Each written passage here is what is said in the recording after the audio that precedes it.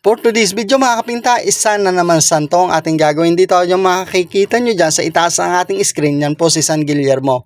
Shoutout kay Ma'am Yvette, siya po nagpagawa po sa atin at ito yung patron sa kanilang lugar. Parte ng Batangas, nakalimutan ko lang din kung saan parte yung mga kapinta.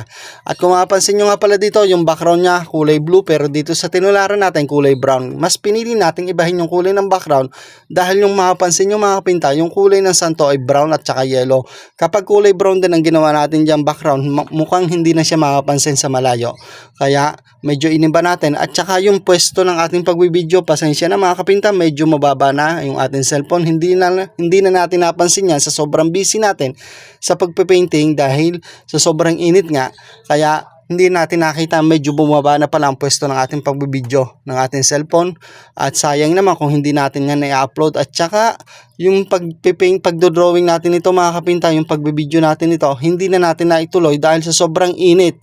Nadarang uli sa init ang ating cellphone kaya hindi agad natin siya napansin na wala na pala yung ating pagbibideo. Tumigil na dahil na over temperature na uli ang ating cellphone. At ito na mga kapinta, ito na yon, tapos na natin ginawang drawing.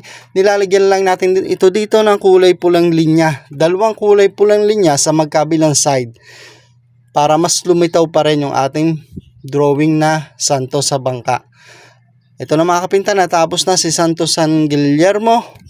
At maraming salamat sa panonood. Huwag niyo kalimutan mag-follow. Siyempre, paki-share na rin mga kapinta. At dahil natapos ng ating painting mga kapinta, ibig sabihin yan, budget na naman. At huwag niyo kalimutan mag-follow. Siyempre, paki-share na rin.